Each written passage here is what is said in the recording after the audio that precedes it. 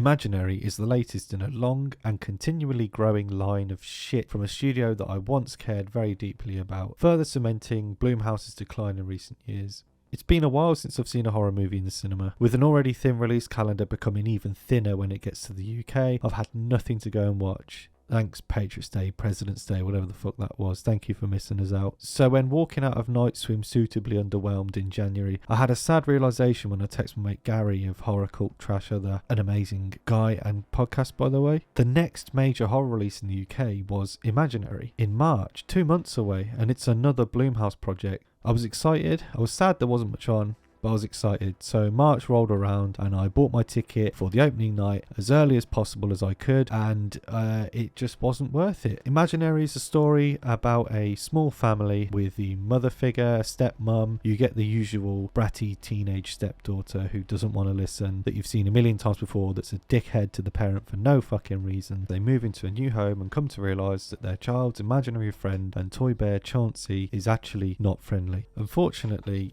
the film here is just not very good. Despite fine performances from the majority of the cast, even the kids, there's just not a lot positive to say about this film. We spend far too much time focusing on family drama elements, which we've all seen before, and it becomes quite tiresome. I genuinely felt at times like I was watching a Lifetime movie. This should be a horror movie. There was a distinct lack of any sense of terror or danger, with the film being basically devoid of scares. When they do happen, which is like 3 or 4 times by the way, nothing happens. Nothing horrific, nothing scary, and there are actually a number of fake outs. It all just feels a bit tame. People get scared away instead of being maimed or killed or, even taken. It just is a bit toothless. Even the score can't seem to be bothered here. We get what sounds like stock music playing occasionally. I didn't actually even notice it until about over an hour in, and at which point I noticed how dull it was. It doesn't ever add anything to any scene it appears in. Whilst I applaud the use of practical effects in the film, some of the set dressing is quite literally taken from TikTok, and that completely pulled me out of the film, especially in the context of the environment in which the characters are in at the time. There's just such an overwhelming sense of cheapness to the whole movie, and we have some just plain bad writing here, with the goofy exposition dumping neighbour turning up conveniently to explain everything and lay out the next step, and it all just becomes so eye-rollingly tedious. I found myself very bored towards the latter half of the film, and unfortunately people in my screen seemed to as well. The film takes far too long to kick into gear, with virtually nothing happening for a very long time at the start of the film, to the point where I was noticing I was getting bored. I found myself still waiting for the horror, even up to an hour in, waiting for something to happen. I won't go into spoilers here, and I probably won't keep the video on much longer because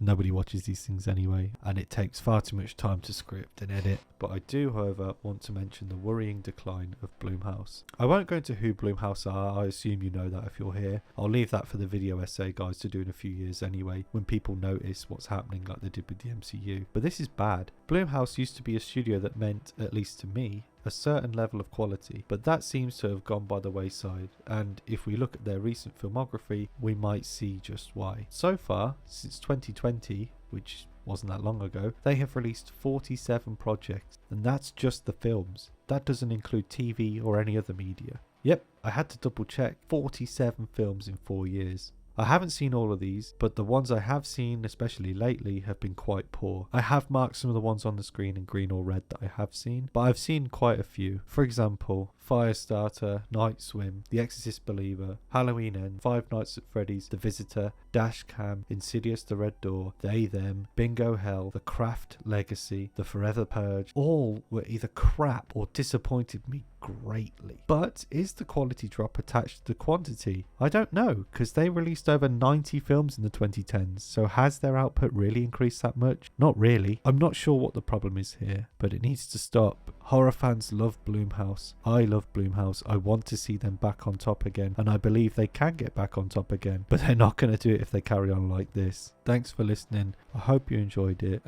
Thank you for watching, the 1 or 2 people that do. I might do a video on Brightburn because I fucking love that film. Depends how long this takes me to edit. Peace.